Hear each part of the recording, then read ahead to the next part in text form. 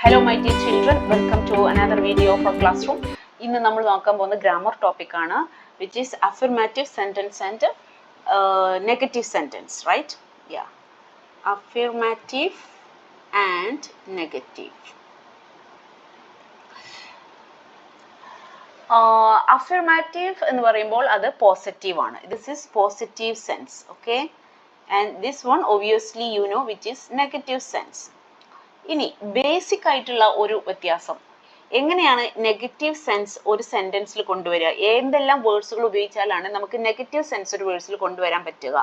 നിങ്ങൾക്കറിയാം, it can be no or not, അതല്ലെങ്കിൽ nor, അതല്ലെങ്കിൽ നീദർ.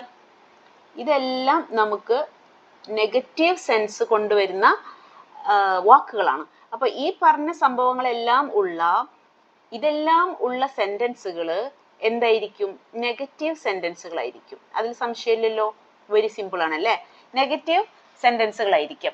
ഈ പറഞ്ഞ എല്ലാ സംഭവങ്ങളും ഉള്ളത് എന്തായിരിക്കും? നെഗറ്റീവ് സെന്റൻസുകളായിരിക്കും. അപ്പൊ ഇതെല്ലാം ഇല്ലാത്തവരെന്തായിരിക്കും?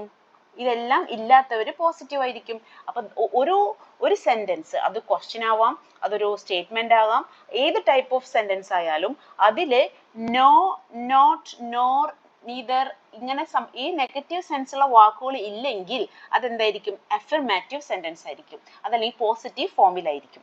ഇത്രയേ ഉള്ളൂ ബേസിക് ആയിട്ട് ഇവര് തമ്മിലുള്ള വ്യത്യാസം മനസ്സിലാക്കുക. അതായത് അഫർമാറ്റീവ് എന്ന് പറഞ്ഞാൽ പോസിറ്റീവ് സെൻസ് ഉള്ള ഒരു സെന്റൻസ് ആണ്, അതിന്റെ ഓപ്പോസിറ്റ് ആണ് negative. That's it. There is nothing more to describe about that. ഒരു എക്സാമ്പിൾ, സിമ്പിൾ ആയിട്ടുള്ള എക്സാമ്പിൾ ഞാൻ നിങ്ങൾക്ക് പറഞ്ഞു തരാം. ഇപ്പൊ ഒരു എക്സാമ്പിൾ പറയുകയാണെങ്കിൽ, he is the best student, he is the best student in the class. Okay, he is the best student in the class, let's say. Okay, ഇത് എന്താണ്? ഒരു എന്ത് സെന്റൻസ് ആണ്? അഫർമാറ്റീവ് സെന്റൻസ് ആണ്, അതിൽ പോസിറ്റീവ് സെൻസ് ആണ്. He is the best student in the class. ഇതിനെ നെഗറ്റീവിലേക്ക് മാറ്റുമ്പോൾ നിങ്ങൾ എന്ത് ചെയ്യണം? ഞാൻ നേരത്തെ പറഞ്ഞ പോലെ നെഗറ്റീവ് സെൻസ് കൊടുക്കണം. നെഗറ്റീവ് സെൻസ് കൊടുക്കണമെങ്കിൽ ഇതിൽ നമ്മൾ എന്ത് ആഡ് ചെയ്യണം? നോട്ട് ആഡ് ചെയ്യണം. അപ്പൊ ഇതിനെ നെഗറ്റീവ് സെൻസിലേക്ക് മാറ്റുമ്പോൾ he is not the, ഇവിടെ എന്ത് ചെയ്തു? നമ്മൾ നോട്ട് ആഡ് ചെയ്തു. the best student in the class. അപ്പോൾ he is not the best student in the class. he is the best student in the class. affirmative sentence, positive sense. he is not the best student. അവനല്ല class റൂമിലെ best student. അപ്പൊ എന്തായി? അവിടെ negative sense ആയി. ഇത്രയേ ഉള്ളൂ, basic example ആണ്. ഇനി ഇത്രയും എല്ലാവർക്കും അറിയാം. നമ്മൾ ചെറിയ ക്ലാസ്സിലെ പിള്ളേരോട് ചോദിച്ചാൽ പോലും അവർക്ക് അറിയാവുന്ന കാര്യമാണ്. ഇനി കുറച്ചും കൂടി ബെറ്റർ ആയിട്ട് നമുക്ക് പറയണമെങ്കിൽ, ഇപ്പം ഒരു ഇതെല്ലാം തന്നെ ഡിഫറെന്റ് ടെൻസിൽ ഉപയോഗിക്കേണ്ടി വരും. Tense, that is important. Different ടെൻസിൽ ഉപയോഗിക്കേണ്ടി വരും അഫർമാറ്റീവും നെഗറ്റീവും. ടെൻസ് എന്ന് പറയുമ്പോൾ തന്നെ ആദ്യം മനസ്സിലേക്ക് നമുക്ക് എന്ത് ഓടി വരും? വെർബ് ഓടി വരും, പ്ലസ് ഓക്സിലറി വെർബ് ഓടി വരും, അല്ലെ? ഓക്സിലറി വെർബും കൂടി ഓടി വരും. അപ്പോ ടെൻസ് എന്താണെന്ന് വ്യക്തമായിട്ട് അറിയണം. ഏതെല്ലാം വെർബുകൾ അതിൽ എങ്ങനെയെല്ലാം ഉപയോഗിക്കാം എന്നറിയണം. അപ്പോഴേ അഫർമാറ്റീവും നെഗറ്റീവും ഇത്ര ഈസി ആയിട്ടുള്ള സംഭവം കറക്റ്റ് ആക്കാൻ പറ്റുള്ളൂ. ഒരു എക്സാമ്പിൾ നോക്കാം. ഇപ്പൊ ഞാൻ നിങ്ങളുടെ അടുത്ത് പറയാണ്, ദേ വർക്ക് ഹാർഡ്. ഓക്കെ, ഫസ്റ്റ് ഇത് ഏത് സെന്റൻസ് ആണ്? സിമ്പിൾ പ്രസന്റ് ആണ്. ദേ വർക്ക് ഹാർഡ്. ഇത് അഫർമാറ്റീവ് ആണോ നെഗറ്റീവ് ആണോ? ഇത് അഫർമാറ്റീവ് ആണ്, അല്ലെ? കാരണം അവിടെ നോട്ട്, നോ എന്നീ സംഭവങ്ങളില്ല. ഇനി സിമ്പിൾ ആയിട്ട് ഇതിനെ നമുക്ക് എന്താക്കാം? നെഗറ്റീവ് ആക്കാം. ഓക്കെ, ദേ, അപ്പൊ ഇവിടെ ഒരു ഗ്യാപ്പ് വന്നല്ലോ. ദേ ഇനിയിപ്പോ എങ്ങനെ? They not work hard. They not work hard. Is it a good English? അങ്ങനെ ചെയ്യാൻ പറ്റൂ? ഇല്ല. അപ്പൊ എനിക്ക് ഡെഫിനറ്റ്ലി ഇവിടെ എന്ത് വേണം? എന്നെ സഹായിക്കാൻ ഒരാൾ വേണം. നമ്മൾ അതിന് എന്തെന്ന് പറയും? സഹായക്രിയ എന്ന് പറയും, ഓക്സിലറി വെർബ് എന്ന് പറയും. Okay, fine. ബട്ട് എവിടെ ഓക്സിലറി വെർബ്? കാണാനില്ലല്ലോ. ദേ ഉണ്ട്, വർക്ക് ഉണ്ട്, ഹാർഡ് ഉണ്ട്. ഇവിടെ ഓക്സിലറി വെർബ് കാണാനില്ലല്ലോ. ഉണ്ടല്ലോ, അവിടെ ഓക്സിലറി വെർബ് ഉണ്ട്. ഇതെന്താണ്? വെർബാണ്. ഇനി ഈ വെർബ് ഫസ്റ്റ് ഫോം ആണ്, വർക്ക് ആണ്, വർക്ക്ഡ് അല്ല. അപ്പൊ ഫസ്റ്റ് ഫോം ആണ്. ഇനി ദേ ആണ് സബ്ജക്റ്റ്. ദേ എന്ന് പറയുമ്പോൾ സബ്ജക്റ്റ് എന്താണ്? പ്ലൂറൽ ആണ്. ഓക്കെ, പ്ലൂറൽ ഫോമില് ഫസ്റ്റ് വെർബ് എന്ത് വരും? ഡു വരും, അല്ലേ? ഡസ് എടുക്കാൻ പറ്റുമോ നമുക്ക്? ഇല്ല, ബിക്കോസ് സബ്ജക്റ്റ് പ്ലൂറൽ ആണ്. സിംഗുലർ ആണെങ്കിൽ ഡസ് എടുക്കാൻ പറ്റുള്ളൂ. ഡിഡ് എന്തായാലും പറ്റില്ല, കാരണം നമുക്കറിയാം ഡിഡ് എന്ന് പറയുന്നത് പാസ്റ്റ് ടെൻസ് ആണ്. നമ്മൾ കൈകാര്യം ചെയ്യുന്ന സെന്റൻസ് present ആണ്. So without any doubt you can take they do. ഇനി നെഗറ്റീവ് ആക്കണമെങ്കിൽ എന്ത് വേണമെന്ന് ഞാൻ പറഞ്ഞു, നോട്ട് ചേർക്കണം. ഓക്കെ, ചേർത്തു. They do not work hard. You see how simple it is. വളരെ സിമ്പിളാ. നമുക്ക് ഒരു കാര്യം മാത്രം അറിഞ്ഞാൽ മതി, ടെൻസിനെ ഒന്ന് മനസ്സിലാക്കാൻ സാധിക്കണം. അത് മനസ്സിലാക്കി കഴിഞ്ഞാൽ ഏത് ഓക്സിലറി വെർബാണ് ഉപയോഗിക്കാൻ പറ്റുമെന്ന് സാധിക്കണം. അപ്പൊ ഇതിനായിട്ട് നമ്മളുടെ സെയിം ചാനലിൽ തന്നെ ടെൻസിനെ കുറിച്ചിട്ടുള്ള വീഡിയോസ് ഇട്ടിട്ടുണ്ട്, ടൈപ്സ് ഓഫ് സെന്റൻസിനെ കുറിച്ചിട്ടുള്ള വീഡിയോസ് ഇട്ടിട്ടുണ്ട്, ഓക്സിലറി വെർബ്സിനെ കുറിച്ചിട്ടുള്ള വീഡിയോസ് ഇട്ടിട്ടുണ്ട്. ഇതിന്റെ എല്ലാ ലിങ്ക് ഞാൻ കൊടുക്കാം. അതൊന്ന് അറിയാത്തവർ ഒന്ന് നോക്കി പോവുകയാണെങ്കിൽ ഈസി ആയിരിക്കും. Okay, done. So they work hard എന്നുള്ളത് നമ്മൾ എന്താക്കി, they do not work hard ആക്കി. ഇനി ഞാൻ അപ്പൊ ഇതെന്തായി, നെഗറ്റീവായി. അപ്പൊ നിങ്ങൾക്ക് അഫിർമേറ്റീവ് സെന്റൻസും കിട്ടി, നെഗറ്റീവ് സെന്റൻസും കിട്ടി. ഓക്കെ, ഞാൻ പറയാം നിങ്ങളോട്, ഇതിനെ ഒന്ന് ചോദ്യ രൂപത്തിലേക്ക് ആക്കാൻ പറ്റുമോ? ഓ യെസ്, ക്വസ്റ്റ്യൻ ആക്കുക എങ്ങനെയാണ്, they work hard. Come on, they work hard. Easy ആണല്ലോ. They work hard. You know now there is an auxiliary verb to make a question. What is it? Do. So do. I took do. Do who? They. Do they work hard? ബുദ്ധിമുട്ടുണ്ടോ? Do they work hard? Easy ആണ്. ഇനി they do not work hard. They do not work hard. എങ്ങനെ question ആക്കും? Yes, നിങ്ങൾ ഒന്നും ആലോചിക്കേണ്ട, question ആക്കണോ auxiliary verb തുടങ്ങണം.